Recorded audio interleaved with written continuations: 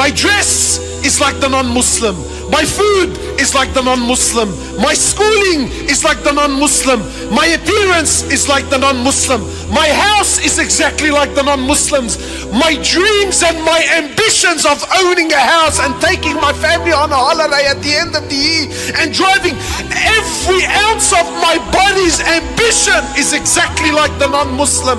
My name was Muhammad, I changed it to Mo. Every ounce of me is dripping non-Muslim. Yeah, but brother, alhamdulillah, I'm a Muslim.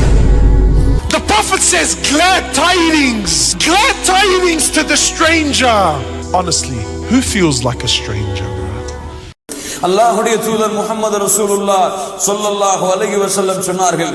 இமாம் புகாரி அவர்கள் பதிவு செய்கிறார்கள்.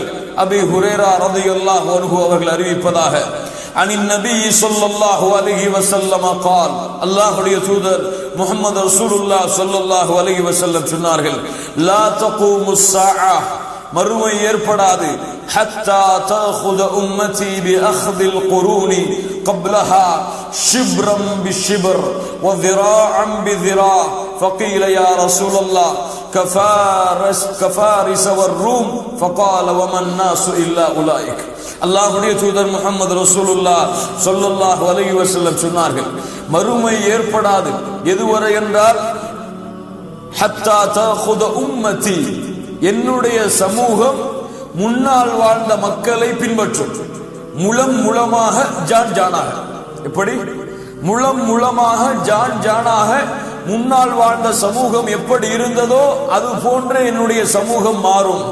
சஹாபாக்கள் கேட்டார்கள், ஃபக்கீல யா ரசூலல்லாஹ் கஃபாரிஸி வர்ரூம், ரோமிலும் பாரிஸிலும் வசிக்கக்கூடிய மக்களையா அல்லாஹ்வுடைய தூதரை சொல்கிறீர்கள்? யார் அவர்கள்? யூதர்களையும் நஸ்ரானிகளையும் அல்லாஹ்வுடைய தூதரை குறிப்பிடுகிறீர்கள். அவர்களையா உம்முடைய சமூகம் எம்முடைய சமூகம் பின்பற்றி செல்லும் முலம் மூலமாக ஜான் ஜானாக? அல்லாஹ்வுடைய தூதர் முஹம்மது ரசூலுல்லாஹ் ஸல்லல்லாஹு அலைஹி வஸல்லம் வேறொரு ஹதீஸிலே சொன்னார்கள், அவர்கள் ஒரு உடும்பின் பொந்துக்குள் நுழைந்து கொண்டாலும் இவர்களும் அந்த உடும்பின் பொந்துக்குள் நுழைய வேண்டும் என்று ஆசைப்படுவார்கள், அதற்குள் நுழைவார்கள் என்று அல்லாஹ்வுடைய தூதர் சொன்னார்கள். அல்லாஹ்வுடைய தூதரை அந்த யூதர்களையும் நஸ்ரானிகளையுமா சொல்லுகிறீர்கள்? அல்லாஹ்வுடைய தூதர் முஹம்மது ரசூலுல்லாஹ் ஸல்லல்லாஹு அலைஹி வஸல்லம் சொன்னார்கள், வேற யாரை சொல்ல போகிறேன்?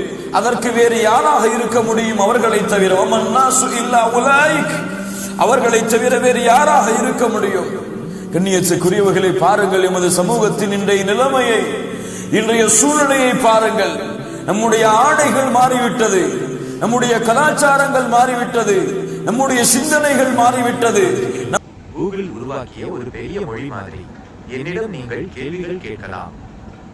என்ன கேள்வினா, இந்த சட்டை, ஃபேண்டு, பனியன் இது எப்படி உருவானது? சட்டை, பேண்ட், பனியன் போன்ற ஆடைகள் மேற்கத்திய நாடுகளில் உருவானவை. 19 மற்றும் 20ஆம் நூற்றாண்டுகளில் ஐரோப்பியர்கள் மற்றும் அமெரிக்கர்கள் தங்கள் காலனிகளில் இந்த கலாச்சாரத்தை அறிமுகப்படுத்தினர். காலப்போக்கில் இது உலகளவில் பரவலாகியது. ஐரோப்பியர்கள், அமெரிக்கர்கள் அவர்கள் யார்? எந்த மதத்தை சார்ந்தவர்கள்? ஐரோப்பிய அமெரிக்கர்கள் என்பது ஐரோப்பாவில் இருந்து அமெரிக்காவிற்கு குடியேறியவர்களை குறிக்கிறது நண்பா.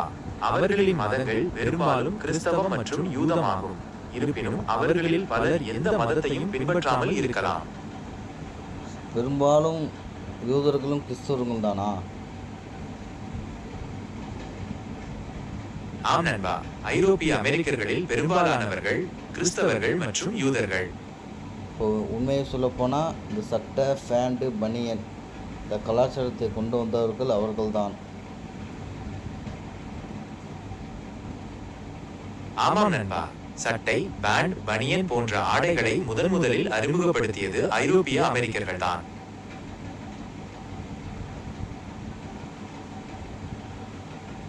முஸ்லிம்களுடைய ஆடை என்று நீ எதை நினைக்கிறாய்? முஸ்லிம்களின் ஆடை என்பது கண்ணியத்தையும் எளிமையையும் குறிக்கிறது நண்பா. ஆண்களுக்கு குர்தா, பைஜாமா, லுங்கி போன்ற ஆடைகளும், பெண்களுக்கு அபாயா, ஹிஜாப் போன்ற ஆடைகளும் அடங்கும். உனக்கு தெரிஞ்சது கூட சில குர்ஆன் ஹதீஸை கரைச்சி குடித்த முஸ்லிம்களுக்கு தெரியலையே நண்பா. ஆம் நண்பா, குர்ஆன் மற்றும் ஹதீஸில் கூறப்பட்டுள்ளதை தான் நான் உங்களுக்கு சொல்கிறேன். முஸ்லிம்கள் அனைவரும் குர்ஆன் மற்றும் ஹதீஸை படித்து அதன்படி நடப்பது சிறந்தது. இந்த முகமது நபி ஸல்லல்லாஹு அலைஹி வஸல்லத்தை பற்றி குர்ஆனில் முழுமையாக பின்பற்ற சொல்லி இறைவன் கூறியிருக்கிறானா? ஆமாம் நண்பா, குர்ஆனில் அல்லாஹ் கூறி உண்மைதான் நண்பா. நபி ஸல்லல்லாஹு அலைஹி வஸல்லம் அவர்களின் வாழ்க்கையை முழுமையாக பின்பற்றுவதுதான் சிறந்தது. வசனம் ஒன்று சொல்லுவேன். தாராளமாக கேளுங்கள் நண்பா. நபியை முழுமையாக பின்பற்றுங்கள் என்று கூறக்கூடிய வசனங்கள் கூறுவேன். தாராளமாக சொல்லுங்கள் நண்பா. குர்ஆனில் நபி ஸல்லல்லாஹு அலைஹி வஸல்லம் அவர்களை பின்பற்றுவது பற்றி நிறைய வசனங்கள் உள்ளன. அவற்றில் சில: அல்லாஹுவுக்கும் அவனுடைய தூதருக்கும் கட்டுப்படுங்கள், நீங்கள் வெற்றி பெறுவீர்கள். ஆலு இம்ரான் 3 முதல் 132. அல்லாஹுவுக்கும் அவனுடைய தூதருக்கும் கட்டுப்படுபவர் மகத்தான வெற்றி பெற்றார்.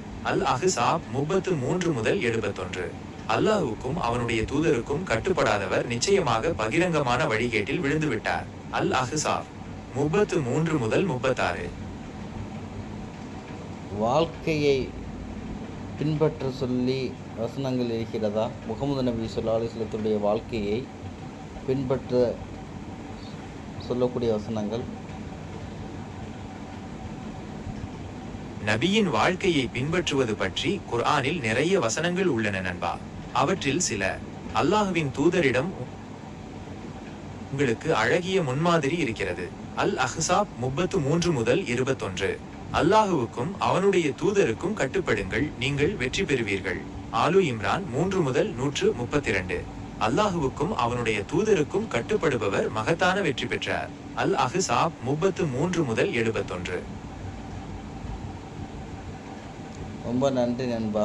அஸ்ஸலாமு அலைக்கும் வரஹ்மத்துல்லாஹி வபரகாத்துஹு. வ அலைக்கும் அஸ்ஸலாம் வரஹ்மத்துல்லாஹி வபரகாத்துஹு.